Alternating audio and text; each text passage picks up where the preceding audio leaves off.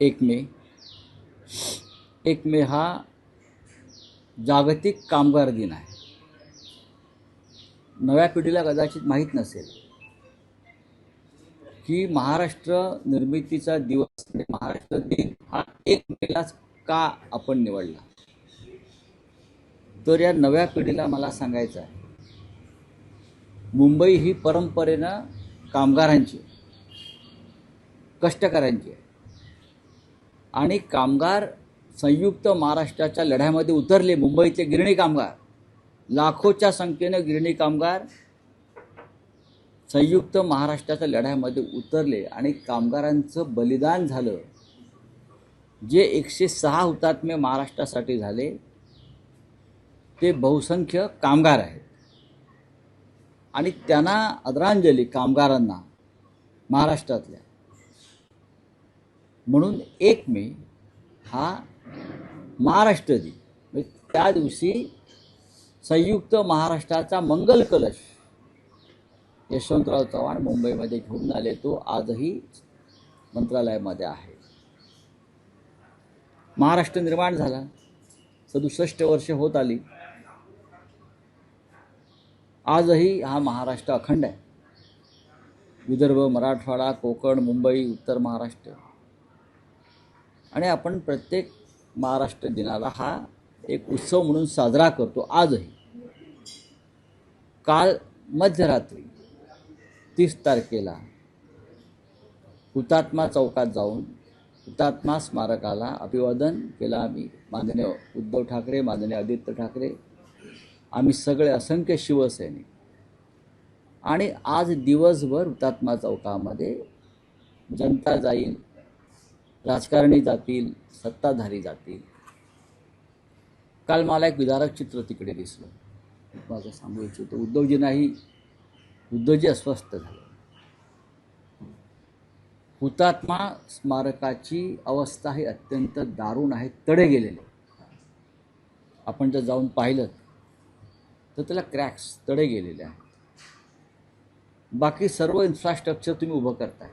आज मिसिंग लिंकला तुम्ही जाऊन उद्घाटन करताय. केव्हा तरी महाराष्ट्र दिन सोडून हुतात्मा स्मारकापाशी जा आणि त्याची पाहणी करा. हे मुंबई महानगरपालिकेच्या अखत्यारीत येत आहे. खरं असलं तर राज्याच्या मुख्यमंत्र्यांनी सुद्धा तिकडे जाऊन आपल्या सहकाऱ्यांसह हुतात्मा स्मारकाची स्थिती पाहायला पाहिजे. आम्हाला फार वाईट वाटलं. आम्ही रात्री बराच वेळ ते माननीय उद्धव ठाकरे, आदित्य ठाकरे, आम्ही सगळे पाहत होतो. कारण हुतात्मा स्मारकाच्या निर्मितीमध्ये म्हणजे जे सुशोभीकरण आहे त्याच्यामध्ये शिवसेनेचा फार मोठा वाटा आहे. छगन भुजबळ महापौर होते त्या काळात ही सुरुवात झाली, ती सातत्यानं कायम राहिली. नुसतं महाराष्ट्राचा दिनी संचलन करून, सलामी घेऊन, ध्वजवंदन करून हुतात्म्यांना मानवंदना दिली असं होत नाही. मुंबईवर मराठी माणसाचंच वर्चस्व राहिलं पाहिजे. महाराष्ट्रामध्ये मराठी माणसाचाच आवाज बुलंद राहिला पाहिजे. महाराष्ट्र कधीही दिल्लीचा गुलाम होऊ नये यासाठी तो लढा झाला. मुंबई महाराष्ट्रापासून तोडण्यासाठी तेव्हाच्या राज्यकर्त्यांनी, धनिकांनी, उद्योगपतींनी, व्यापाऱ्यांनी जे षडयंत्र रचलं होतं की मुंबई महाराष्ट्राला मिळू नये, त्या विरोधामध्ये मराठी कामगारांनी, गिरणी कामगारांनी केलेलं ते बंड होतं. त्याच्यामध्ये अनेक महत्त्वाचे नेते, मग प्रबोधनकार ठाकरे, श्रीपाद अमृत डांगे, कॉम्रेड डांगे, आचार्य अत्रे, वालचंद कोठारी, असे असंख्य लोक, अण्णाभाऊ साठे, शाहीर अमर शेख, या लोकांनी महाराष्ट्र पेटवला, ढवळून काढला आणि ही लढाई झाली. आणि त्यानंतर मुंबईसह महाराष्ट्र निर्माण झाला. तो टिकवणं हे आता मोठं आव्हान आहे. ज्या परिस्थिती आम्ही आज जगतो आहोत किंवा सरकारची जी भूमिका आहे, ही लढाई भांडवलदाराविरुद्ध होती त्या काळात आणि आज पुन्हा एकदा मुंबई भांडवलदारांच्या घशात घालताना सरकार दिसत आहे. त्याच्यामुळे आम्हाला पुढल्या लढाईला मानसिक तयारी करावी लागेल. जशी तुम्ही जी अवस्था म्हणालात किंवा जी परिस्थिती आहे हुतात्मा स्मारकाची, तशीच शिवाजी पार्कातल्या महाराष्ट्र दालनाची आहे, जे संयुक्त महाराष्ट्राचं कलादालन उभारलं होतं उद्धव ठाकरेंच्या संकल्पनेतून, त्याची तशीच वाईट अवस्था आहे. महाराष्ट्राच्या ज्या महाराष्ट्र लढ्याच्या ज्या स्मृती आहेत ज्या आम्ही निर्माण केल्या, मग संयुक्त महाराष्ट्र दालन असेल, हुतात्मा स्मारक असेल, या गोष्टी जतन करणं आवश्यक होतं. पण गेल्या 4 वर्षामध्ये महापालिकेत जे प्रशासन राज्य आणलं भाजपनं, त्याच्यामुळे या सगळ्या वास्तू धूळ खात पडल्या, खराब झाल्या, वाया गेल्या. याला जबाबदार या काळातलं मुंबई महानगरपालिकेतलं प्रशासन राज्य आहे. तर त्याच्यामुळे आमचं लक्ष आहे. संयुक्त महाराष्ट्र दालनामध्ये त्या दिवशी किशोरी पेडणेकर यांच्या नेतृत्वाखाली धडक मारली होती आम्ही. आता तिकडे काम सुरू झालं आहे. आता काल महानगरपालिकेला आमचे जे प्रमुख लोक आहेत, सुनील प्रभूंनी काल सांगितलं की मी जाऊन आयुक्तांना भेटेन आणि हुतात्मा स्मारक तरी या राज्यात चांगल्या पद्धतीनं राहू द्या अशी मागणी केली. महाराष्ट्र राज्याच्या निर्मितीनंतर आजही महाराष्ट्रातील लोकांना मराठी भाषा अस्मितेसाठी लढावं लागतं आहे. प्रांतीय परप्रांतीय वाद सुरू आहे.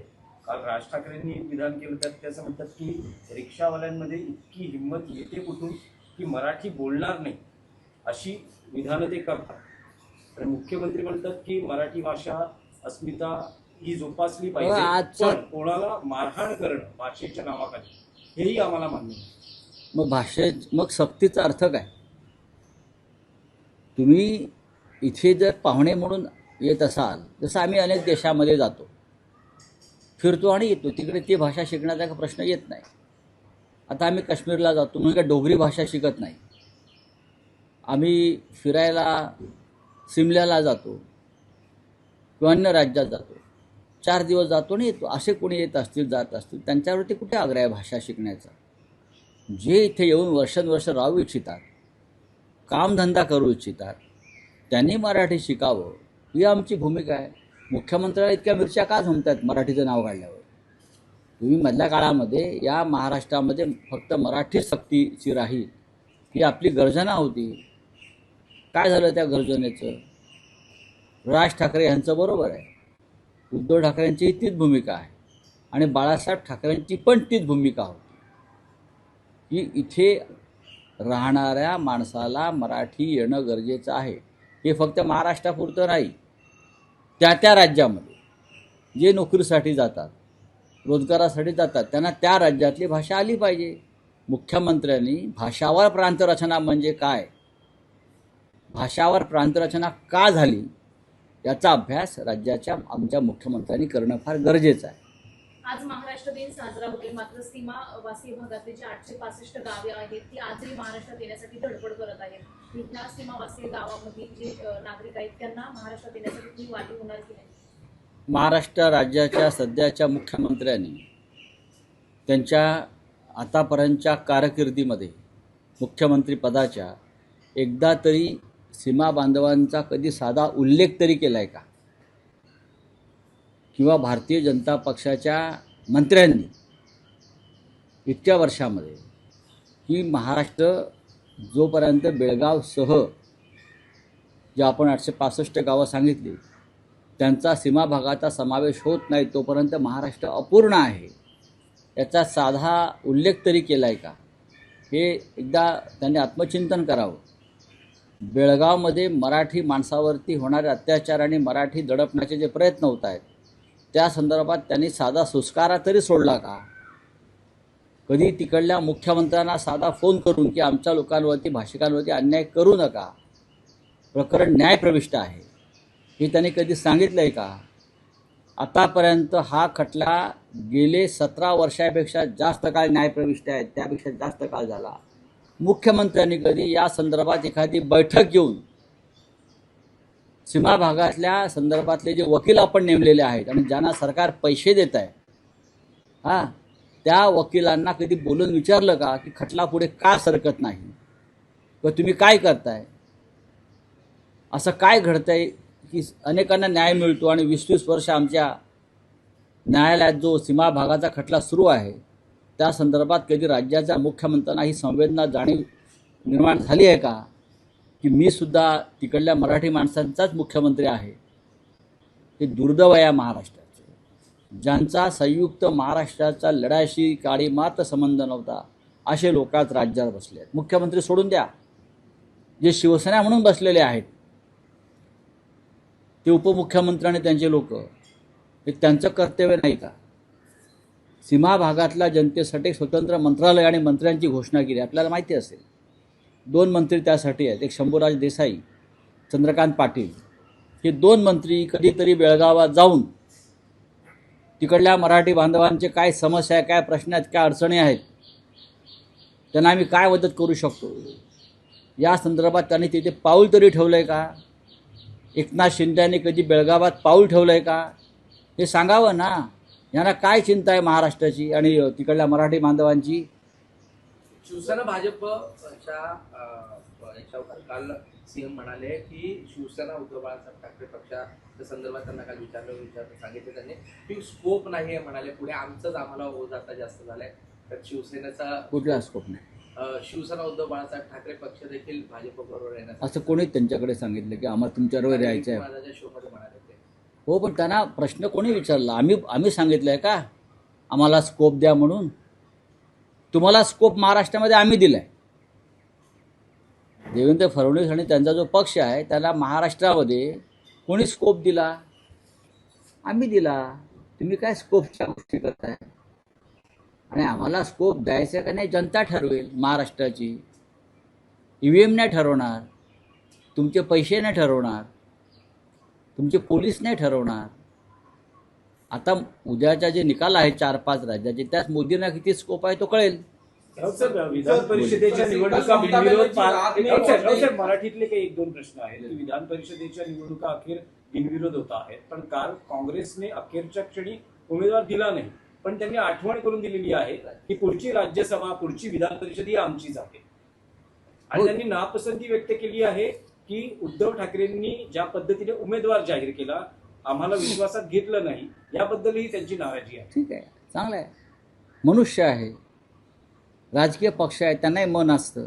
नाराजी व्यक्त केली, आम्ही ती नाराजी पाहिली, आम्ही चर्चा केली. सर्वत्र महाराष्ट्रातल्या त्यांच्या नेत्यांना भेटण्यासाठी शिवसेनेचं शिष्टमंडळ गेलं. दिल्लीतल्या नेत्यांशी मी वारंवार चर्चा केली, उद्धवजींनी चर्चा केली. खास करून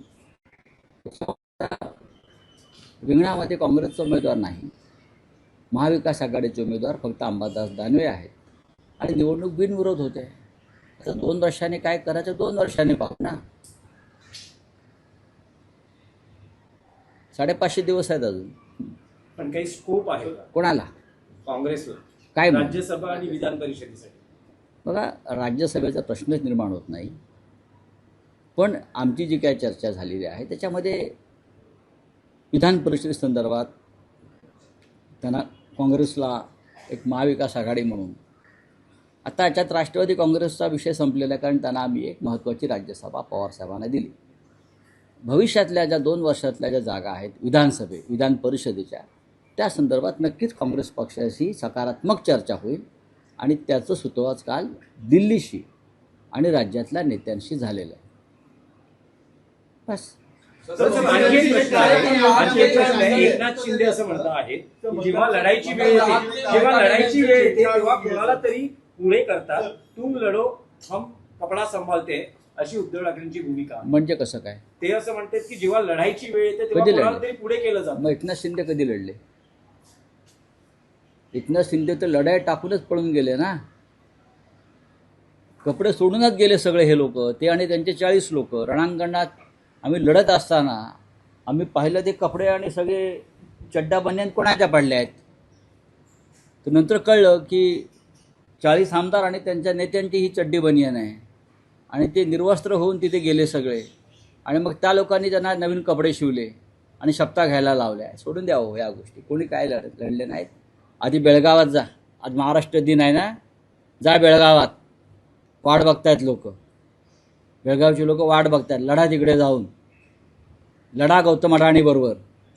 करताय अहिम्मत. लढाई कोणाशी करायची आहे? योद्धा असेल तो पळत नाही कधी. हा पळपुटेपणा असेल तर तुम्ही युद्धाच्या गोष्टी करू नका. राजकारणामध्ये आमदारकी, खासदारकी, नगरसेवक हे युद्ध नाही आहे, हे लोकशाहीतले काही व्यवस्था आहे. सर, हाँ, बोलिए आप. ममता बनर्जी गाड़ी में पहुंच गई, ईवीएम जो जहाँ पे रखे थे और वहाँ पे ममता बनर्जी ने कुछ वीडियो दिखाया और कहा कि छेड़छाड़ हो रही है ईवीएम के साथ, और कहा कि हम इसकी पूरी मतलब देखेंगे और पड़ताल करेंगे, और ये भी कहा कि ऐसा होने नहीं देंगे. देखिए, कल रात से पूरे पश्चिम बंगाल में जब से चुनाव हो गया है तो जागते रहो का नारा दिया है ममता जी ने. यही नारा उस वक्त अखिलेश यादव जी ने भी दिया था. लोगों को डर लगता है. चुनाव होने के बाद, मतदान होने के बाद लोगों को डर लगता है कि ये कुछ ना कुछ करेंगे, ईवीएम में घोटाला करेंगे. ये जो अविश्वास है हमारे डेमोक्रेसी के ऊपर, ये बहुत ही डेंजर चीज़ है. पश्चिम बंगाल में जिस तरह से 2 लाख 3 लाख फौज लाकर खड़ी किया और चुनाव लिया, ये जो है इलेक्शन कमिश्नर तुम्हारे, क्या उनका नाम, ज्ञानेश कुमार का, ज्ञानेश कुमार, वो तो बीजेपी में शामिल हो गए हैं. यहाँ कमल लगा के घूमते हैं लगता है मुझे. हाँ, अरे भाई, आप हो गए कमल वाले, कमल के फूल हो गए आप, लेकिन ये मत भूलो ये देश की जनता भी बहुत जागरूक है. पश्चिम बंगाल में ममता दीदी कल रात से घूम रही है, जहाँ जहाँ ईवीएम रखे हैं. क्यों उनको ज़रूरत पड़ी? पहले तो हम कभी जाते नहीं थे करने के लिए. जब से मोदी, शाह, पहले वाले राजेश कुमार चुनाव आयोग क्या, और अब ज्ञानेश कुमार कोई है, जब से ये लोग आए हैं लोगों को डर लगता है. क्या हमारा वोट सुरक्षित है? क्या जिसको हमने वोट डाला है उसको ही गया है, या और कोई जादू हो गई है?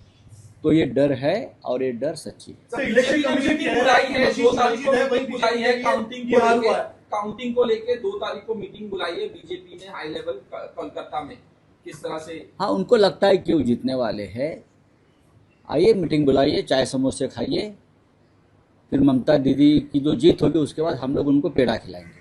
सर, इलेक्शन कमीशन कह रहा है कि मशीन सुरक्षित है, वही बीजेपी कह रही है कि ममता दी हार रही है.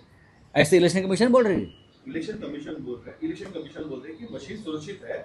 मशीन सुरक्षित नहीं है. ममता दीदी ने जो कल कोई वीडियो वायरल किया है, आपने देखा होगा, पूरे सिर टूटे हैं मशीन के. मशीन यहाँ वहाँ वो गोडाउन में गिरे हैं, कोई सुरक्षा नहीं है. इलेक्शन कमीशन अंधा हो गया. चलिए.